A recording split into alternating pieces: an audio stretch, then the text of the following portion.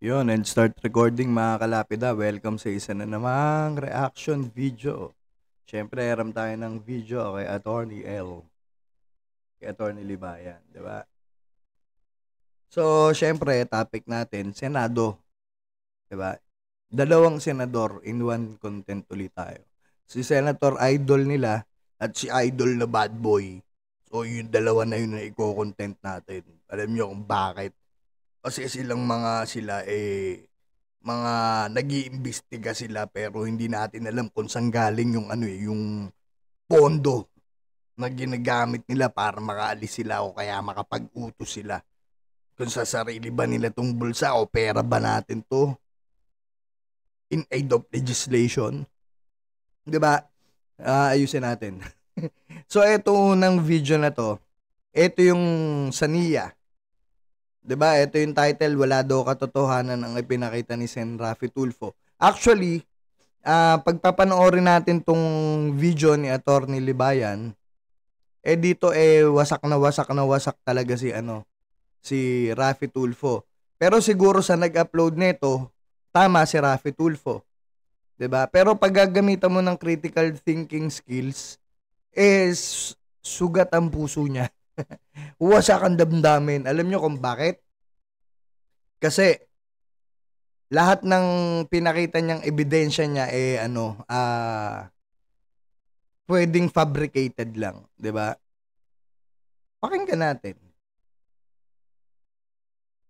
Presidente Correquino, inumpisa niya hanggang ngayon mismo yung staff ko. Ayan. Para ikumpirma. Yan. So, pinapunta niya yung staff niya ng Ilocos o basta sa Norte para ikumpirma lang kung ano nangyari dun sa irrigation. Okay? Tuloy natin.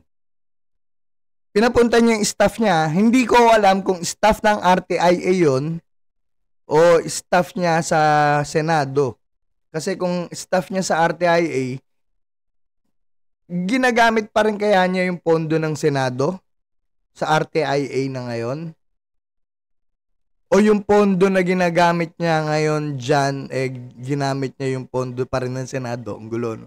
Yung pondo ng Senado para mag-represent yung staff ng Senado o yung pondo ng Senado para i-represent yung RTIA. Ano ba talaga? Yun nung gusto ko palang palabasin dito. So, yun yung katanungan natin dito. 'Di ba?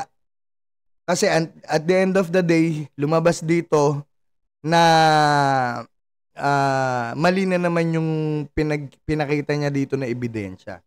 Okay? Pwede nyo panoorin to dito sa ni Attorney Libayan kasi hindi natin to pe-play lahat kasi sobrang haba. Aabutin na naman tayo ng 1 oras. Nilalaban niya na yung dito sa akin. Bumababa. Palit pa sa akin. Ito yung nakuha niya daw na video. 3 times ko palang nakita yung niya. Mga punta rito sa amin. Last year po, bumisita dito. Pero... So, may mga witness na naka-blur yung mukha. Bakit kailangan nyo i-blur? Criminal ba yung mga diba? Parang wala namang criminal, diba? Kumbaga sa testigo mo yan eh. Bakit tatago mo? Yun lang yung sa opinion ko. Ewan ko kung panoorin nyo yung kay Attorney. Maganda rin yung mga sinabi niya dyan. Iba yung sa akin eh, diba? So sa akin, gumamit ka ng 3 tao na naka-blur yung mukha na Darth Vader yung boses. Paano natin patutunayan yan sa husgado kung ganyan, diba? Tapos si lie detector pa rin as usual. Pero yung question mark dito, saan galing yung pondo na yan? Pondo ba yan ng Senado? Ginamit mo sa RTIA? O pondo ba yan ng Senado? Ginamit yung para sa staff ng Senado?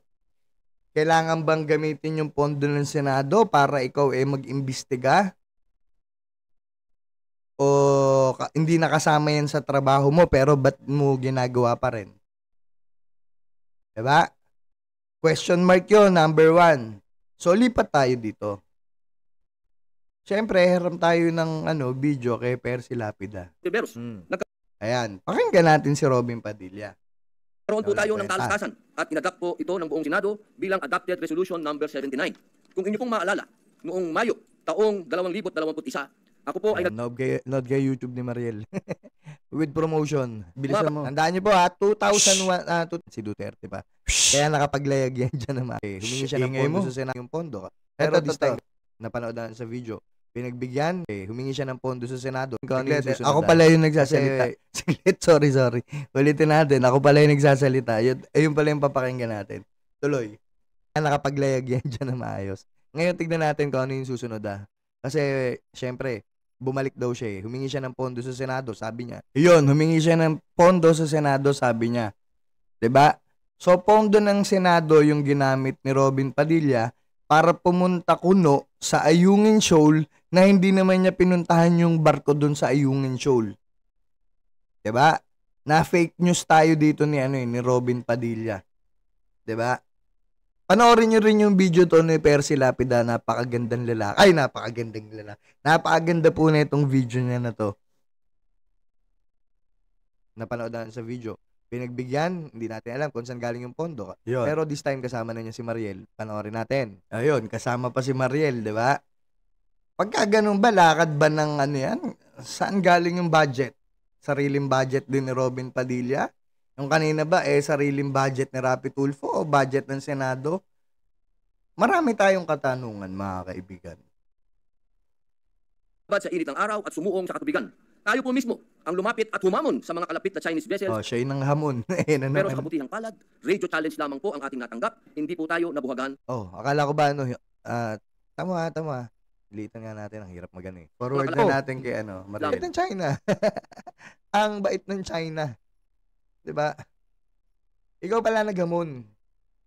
Hanapin na natin tayo yung kay mismo Mariel. ang lumapit at humamon sa mga kalapit na Chinese vessels.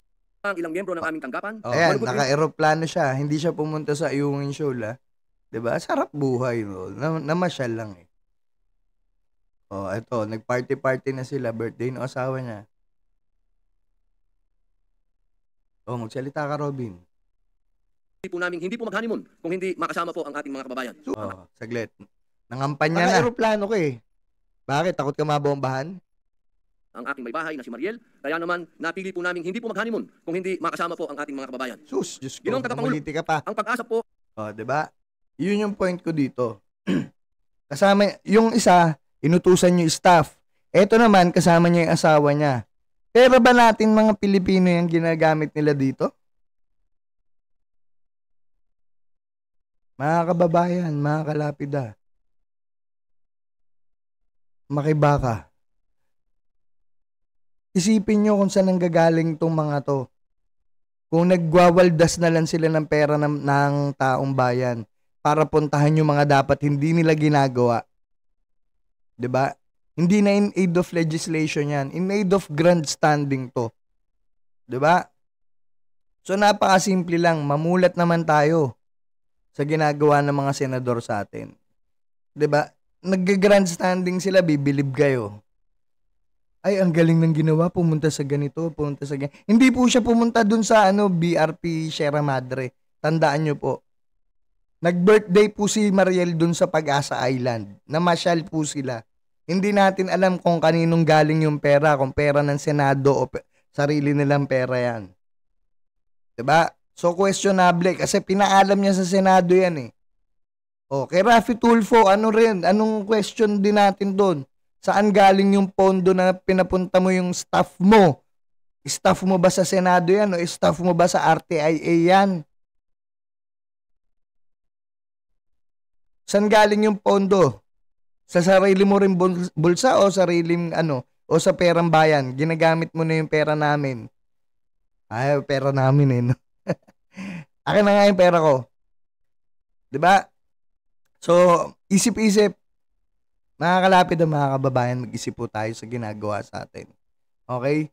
Ito, napakasimple lang na itong video na ginawa natin. Gusto lang natin malaman kung saan galing pondo para makapunta sila sa mga sinasabi nilang iimbestigahan nila. Okay? Yun muna mga kalapid and stop recording.